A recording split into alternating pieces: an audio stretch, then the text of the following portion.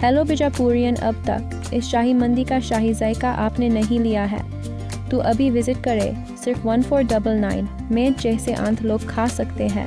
पर पर्सन सिर्फ 187। Only at B grand family restaurant.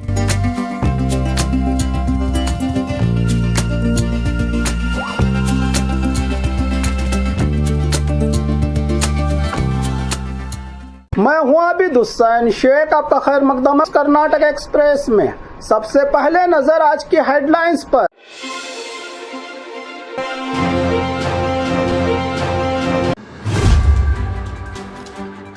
Mahatma Gandhi NREGA के नाम बदलने पर deputy CM DK Shivakumar का बीजेपी पर हमला। मानसिक रूप से कमजोर बच्चे पर हमला, जज ने रेसिडेंशियल स्कूल का किया दौरा। मैसूर जेल में डीजीपी आलोक कुमार की अचानक छापामारी। सरकारी हॉस्पिटल में गरीब मरीजों से पैसे वसूली, वीडियो में डॉक्टर पकड़ा गया। नगर पंचायत चुनाव में फर्जी मतदान, वोटर्स लड़के को लगा झटका। राज्य में कड़ाके की ठंड, सीजनल फ्लू का खतरा बढ़ा राज्य में। बेलगाम पोक्सो कोर्ट का बड़ा फैसला, लोकेश्वर स्वामी जी को 23 साल की सजा। तालुका सरकारी हॉस्पिटल में 25 लाख के स्कैनिंग मशीन की चोरी, डी ग्रुप कर्मचारी सस्पेंड। बेंगलुरु में बड़ी कार्रवाई, सरकारी जमीन पर कब्जा किए 200 घरों को गिराया जीबीए ने। बीपीएल कार्ड ग्राहकों को बड़ा झटका, 21 लाख से ज्यादा राशन कार्ड रद्द। अब खबरें विस्तार से। महात्मा गांधी नरेगा के नाम बदलने पर deputy CM DK Shivakumar का बीजेपी पर हमला। कर्नाटक के deputy CM DK Shivakumar ने केंद्र की भाजपा सरकार पर कड़ा हमला बोलते हुए उन्होंने महात्मा गांधी नरेगा योजना का नाम बदलने को लेकर नाराजगी जताई। डीके शिव कुमार ने कहा कि भाजपा 5 गारंटियों को हटाने में नाकामयाब रही, इसलिए अब वो महात्मा गांधी के नाम को हटाने की कोशिश कर रही है। उन्होंने चुनौती देते हुए कहा कि अगर भाजपा में ताकत है तो नोटों से महात्मा गांधी की तस्वीर हटाकर दिखाएं। उन्होंने कहा कि महात्मा गांधी नरेगा जैसी ऐतिहासिक योजना सोनिया गांधी के नेतृत्व में और मनमोहन सिंह सरकार के फैसले से लागू हुई थी देश भर में, और इसका नाम महात्मा गांधी के सम्मान में रखा गया था। डीके शिव कुमार ने यह भी कहा कि महात्मा गांधी इस देश की आत्मा है और उनकी पहचान को कभी मिटाया नहीं जा सकता। साथ ही उन्होंने सुझाव दिया कि देश के अन्य महान स्वतंत्र सेनानियों जैसे डॉक्टर बाबा साहब अंबेडकर और सुभाष चंद्र बोस को भी सम्मान मिलना चाहिए। इस देश में महात्मा गांधी नरेगा के नाम बदलने को लेकर सियासी घमासान तेज हो गया है। राज्य और देश में डीके शिव कुमार के बयान से कांग्रेस वर्सेस भाजपा की राजनीति और गर्म हो गई है। मानसिक रूप से कमजोर बच्चे पर हमला, जज ने रेसिडेंशियल स्कूल का किया दौरा। बागलकोट में एक स्पेशल मानसिक रूप से कमजोर बच्चों पर हमले का मामला सामने आया है। इस घटना के बाद न्यायाधीश खुद रेसिडेंशियल स्कूल पहुंचे और पूरे मामले की जांच की। इस केस में 4 लोगों के खिलाफ एफआईआर दर्ज की गई है। पुलिस ने आरोपियों को स्कूल के हॉस्टल में लाकर पंचनामा किया और हमले में इस्तेमाल की गई बेल्ट भी जब्त कर ली गई। ये मामला दिव्या ज्योति बुद्धिमानंदिया रेसिडेंशियल स्कूल से जुड़ा है। जिनके खिलाफ केस दर्ज हुआ है उनमें अक्षय, शांताराम हिंदुलकर, आनंदी हिंदुलकर, रविकांत अशोक बुदिहाड़ और विशाल बाबूराव पाटिल शामिल हैं। घटना सामने आने के बाद कई पेरेंट्स स्कूल पहुंचे और गहरा आक्रोश जताया। कुछ माता पिताओं ने अपने बच्चों को स्कूल से वापस ले जाना शुरू कर दिया। इस हमले के बाद पेरेंट्स ने कहा है कि वीडियो देखकर वो सदमे में हैं और मानसिक रूप से बच्चों के साथ रेसिडेंशियल स्कूलों में ऐसा व्यवहार इंसानियत के खिलाफ और बर्दाश्त के बाहर है। इसी बीच विधान परिषद सदस्य पीएच पुजार भी मौके पर पहुंचे, पुलिस से जानकारी ली और मामले में सख्त कार्रवाई की मांग की है। मानसिक रूप से कमजोर बच्चों के लिए बनाई गई इस विशेष रेसिडेंशियल स्कूल में बच्चे पर हमले की इस घटना ने पूरे इलाके को झिंझोड़ कर रख दिया है। अब सभी की नजर दोषियों के खिलाफ कड़ी कार्रवाई पर है। मैसूर जेल में डीजीपी आलोक कुमार की अचानक छापामारी। मैसूरू सेंट्रल जेल में डीजीपी आलोक कुमार ने बिना किसी सुरक्षा एस्कॉर्ट के अचानक दौरा किया, जिससे जेल अधिकारी चौंक गए। जेल विभाग के डीजीपी बनने के बाद यह उनका पहला मैसूरू जेल दौरा था। डीजीपी ने करीब 2 घंटे तक कैदियों के बैरक्स और जेल के खुफिया हिस्सों का इंस्पेक्शन किया। इंस्पेक्शन के दौरान कुछ भी आपत्तिजनक सामान तो नहीं मिला, लेकिन दौरे से पहले 9 मोबाइल फोन और 11 सिम कार्ड जब्त किए जा चुके थे। आलोक कुमार ने जेल अधिकारियों को कड़ी चेतावनी देते हुए कहा कि 1 महीने के भीतर जेल की व्यवस्था सुधारे। इसके बाद अगर जेल में कोई भी पाबंदी वाला सामान मिला तो जिम्मेदार अधिकारी बख्शे नहीं जाएंगे। उन्होंने बताया कि मैसूर, बेंगलुरु, बेलगाम और बल्लारी की जेलों में AI आधारित कैमरे लगाए जाएंगे। साथ ही जेल में लगे जैमर को और भी ताकतवर बनाने के लिए TCL कंपनी से बातचीत की जाएगी। डीजीपी आलोक कुमार की इस सख्ती से लोगों में उम्मीद जगी है कि राज्य की जेलों की व्यवस्था अब सुधरेगी। शर्त सिर्फ इतनी है कि काम में किसी तरह का राजनीतिक दखल ना हो।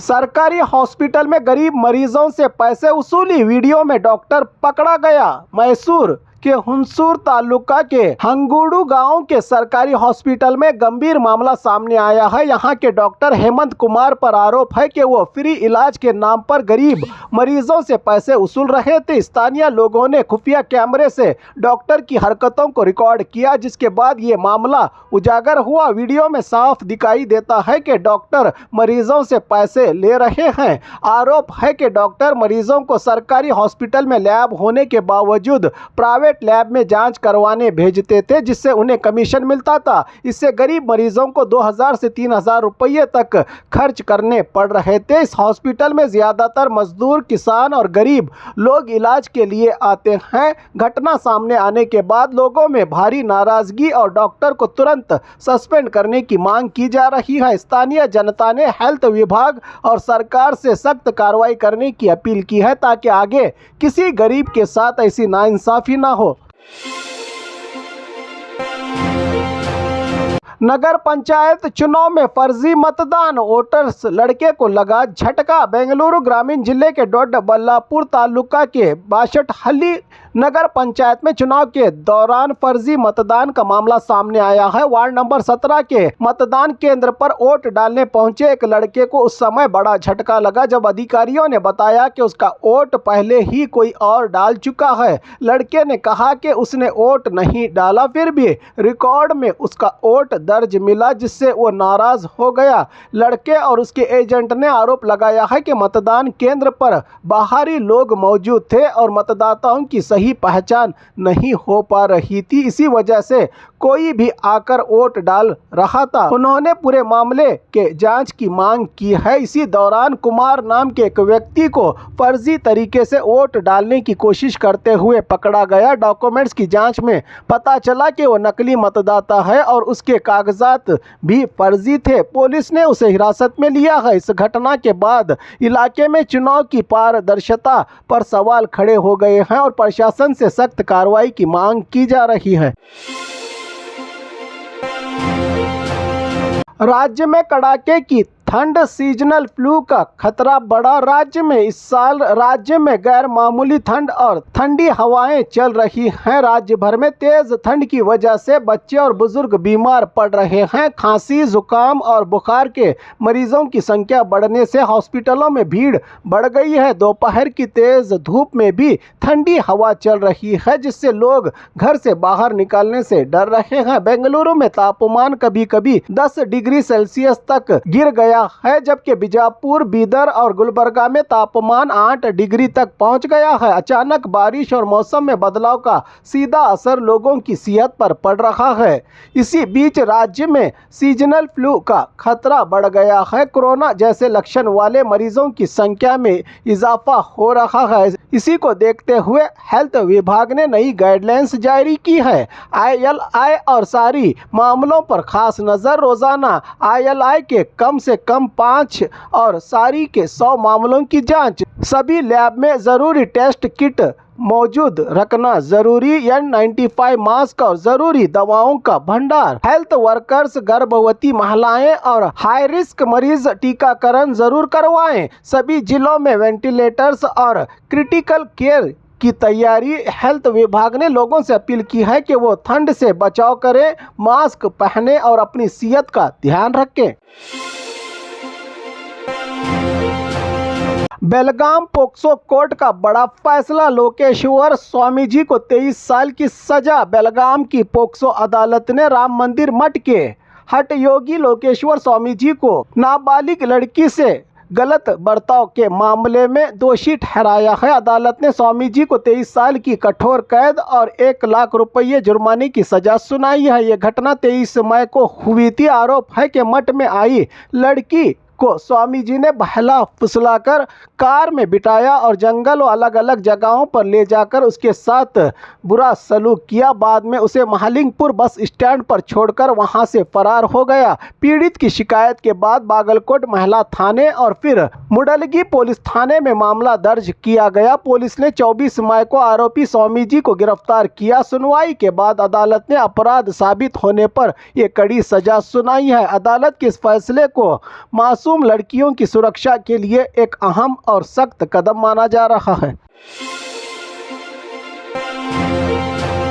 तालुका सरकारी हॉस्पिटल में 25 लाख के स्कैनिंग मशीन की चोरी। डी ग्रुप कर्मचारी सस्पेंड। हासन जिला बेलूर के तालुका हॉस्पिटल में 25 लाख रुपयों के स्कैनिंग मशीन चोरी के मामले में नई जानकारी सामने आई है। जांच के दौरान CCTV फुटेज से पता चला है कि चोरी हॉस्पिटल के अंदरूनी कर्मचारी ने ही की थी। इस मामले में हॉस्पिटल के डी ग्रुप कर्मचारी प्रदीप को सस्पेंड करने के डायरेक्शन DHO ने दिए हैं। वहीं चोरी की जानकारी होने के बावजूद आला अधिकारियों को सूचना न देने पर हॉस्पिटल की प्रशासनिक चिकित्सा अधिकारी जयलक्ष्मी और नर्सिंग सुपरवाइजर शशिकला को भी DHO ने नोटिस जारी किया है। दोनों अधिकारियों की जगह पर नए अधिकारियों की नियुक्ति कर दी गई है। उनके खिलाफ कार्रवाई के लिए सरकार को रिपोर्ट भेजी गई है। आशंका जताई जा रही है कि चोरी में हॉस्पिटल के कुछ और कर्मचारी भी शामिल हो सकते हैं। पूरे मामले की गहराई से जांच के लिए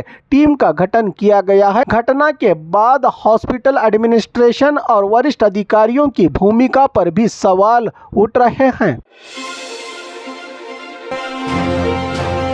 बेंगलुरु में बड़ी कार्रवाई। सरकारी जमीन पर कब्जा किए 200 घरों को गिराया। GBA ने सिलिकॉन सिटी बेंगलुरु में गैर कानूनी कब्जे के खिलाफ बड़ी कार्रवाई की गई। ग्रेटर बेंगलुरु अथॉरिटी GBA और नगर निगम ने श्रीनिवासपुर के कुगिलू लेआउट इलाके में सरकारी गौमाल जमीन पर बने 200 गैर कानूनी मकानों को तोड़ दिया। इस कार्रवाई में 6 JCB मशीनें और 300 से ज्यादा कर्मचारी तैनात किए गए थे। बताया गया है कि यह जमीन जिला प्रशासन ने GBA को सौंपी थी, लेकिन कुछ लोगों ने इस पर कब्जा कर छोटे छोटे घर और शेड बना लिए थे। अधिकारियों के अनुसार पहले ही नोटिस दिए गए थे, लेकिन लोग घर खाली नहीं कर रहे थे। इसके बाद सरकारी जमीन को बचाने के लिए ये कदम उठाया गया। अचानक हुए इस कार्रवाई से इलाके में हड़कंप मच गया और कई परिवार बेघर हो गए हैं। प्रशासन ने साफ कहा है कि सरकारी जमीन पर कब्जा करने वालों के खिलाफ आगे भी सख्त कार्रवाई जारी रहेगी। BPL कार्ड ग्राहकों को बड़ा झटका। 21 लाख से ज्यादा राशन कार्ड रद्द।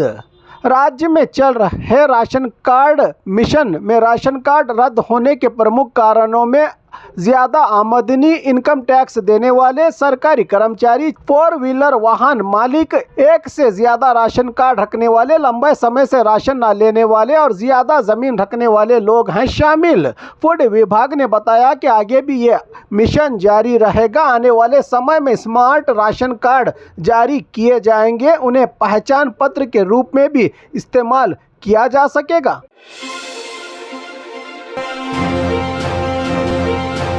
और खबरों के लिए देखते रहिए कर्नाटक एक्सप्रेस।